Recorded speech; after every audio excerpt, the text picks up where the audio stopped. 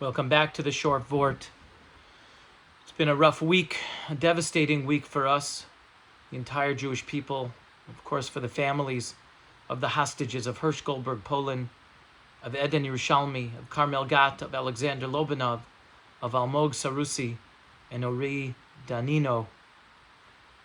And I dedicate my words to them. Parshat Shoftim, at the very end of the Parsha, there's a story told to halacha around the story about an individual, a corpse, who's found murdered, abandoned. He's dead in between two cities, in between two municipalities, and no one can sort of put their finger on what happened or how it happened and who the person was. And there's a feeling of complicity, like we didn't know this person. It's so sad. And we do this ceremony. The elders of each city come out and they sacrifice an egel, a calf. They break its neck and they say, Yadenu lo shafchu es adam hazeh. We didn't do this. We didn't do it. We didn't spill this blood. Ve'inenu lo ra'u. We didn't see it. We don't know what happened. Please grant us atonement. Forgive us, Hashem, that this happened on our watch, even though we didn't know. And Rabbi Yitzchak Meir Bunim points out that the words Yadenu lo shafchu, the word shafchu usually is spelled, it's plural, right? Our hands didn't spill. Shafchu is usually spelled with a vav at the end, shin pei chaf vav. But here it's spelled shin pei chaf hey, as if it's shafcha, that it's one hand, right? That it's singular. And he says, what's pshat?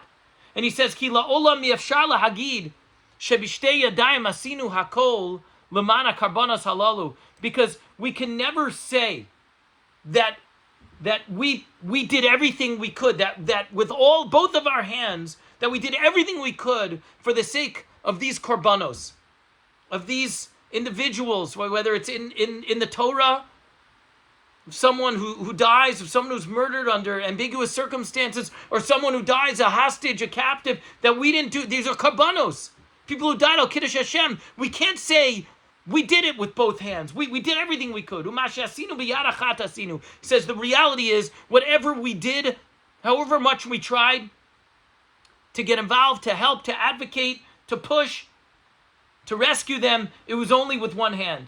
V'tamid nisheret ashma shelo asinu dayenu. And there's always going to be some guilt that we bear, that we didn't do enough. Well, I'll tell you what. The Goldberg Poland family, they didn't just act with two hands. They acted with four hands, both Rachel and John, and they acted literally with millions of hands. John, at the funeral, told the following story about their son. He says, when we told Hersh that we were making Aliyah at age 7, we said your name Hersh might be a little strange for Israelis. Maybe you want to become Tzvi, right? It's the same. That's the meaning of a Hersh, a deer. And Hersh said confidently, the 7-year-old Hersh Goldberg, Poland, said, I am Hersh. Let the Israelis deal with that. Sivan Raham Meir said ultimately his name became famous throughout the world.